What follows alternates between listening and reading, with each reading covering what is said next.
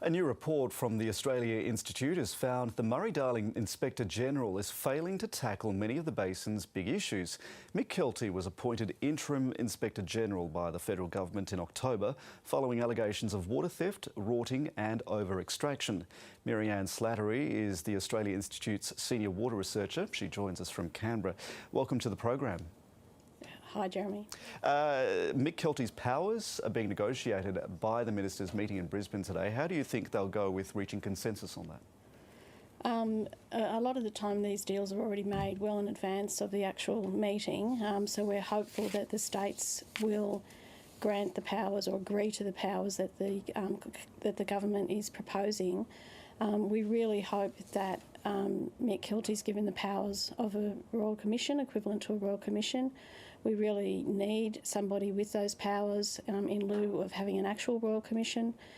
So we're really hopeful that he will be given that full suite of powers and the states will agree to it. The Australia Institute's released a very critical report of his initial report as Northern Basin Commissioner. What's the problem that you see?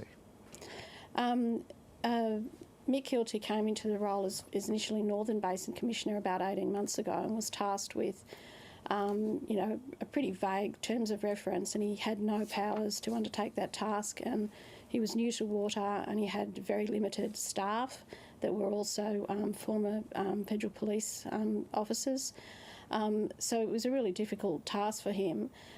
He talked really big. He inspired a lot of confidence in people that he was going to be a really tough top cop. And this first report is really disappointing because of so many omissions. The most egregious parts of the Basin Plan implementation aren't even mentioned in the report, for example. So it's a really disappointing report and it's disappointed a lot of people. So tell me more, what do you think has been omitted that should have been in this initial report, bearing in mind it wasn't a final report, it wasn't meant to be comprehensive?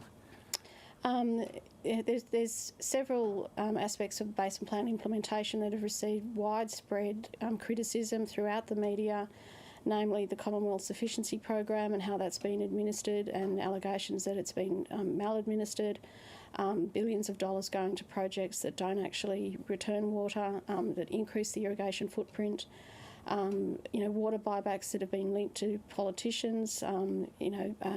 Floodplain harvesting is a really contentious issue in Basin Plan implementation, the construction and the increase of take of floodplain harvesting. And while nobody expects Mr Kelty's report to be to solve all of those problems, it's really concerning that they weren't even mentioned at all in the report. Well, why do you think that is? Has he been compromised? Is it a resourcing issue? Well, there certainly is a resourcing issue, and there certainly is an issue with, he wasn't given any powers, so he was just relying on the goodwill of Commonwealth, different agencies, and that goodwill wasn't forthcoming, and he said in his report.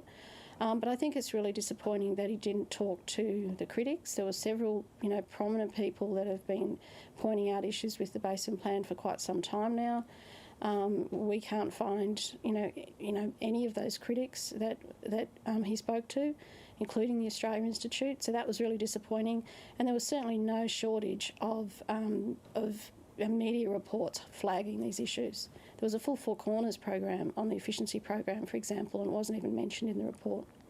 In his report, he was particularly targeted at the Department of Agriculture, saying it had too many bureaucratic barriers. It had this culture of being risk averse. Was that criticism of the department warranted? And I mean, does it go to the source of the way this agreement, the plan, is implemented ultimately? They're one actor and they control the purse strings, and I can understand that they're risk averse because they have copped a lot of what I think is very valid criticism for the maladministration of several of their programs. So I can understand that there's a culture of being risk averse. But I've been overseeing the efficiency program, for example, and the many contentious water buybacks.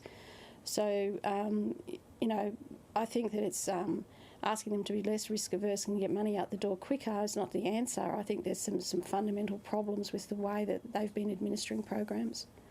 Maryanne Slattery, we'll have to leave it there. Thank you for joining us. Thank you. Opposition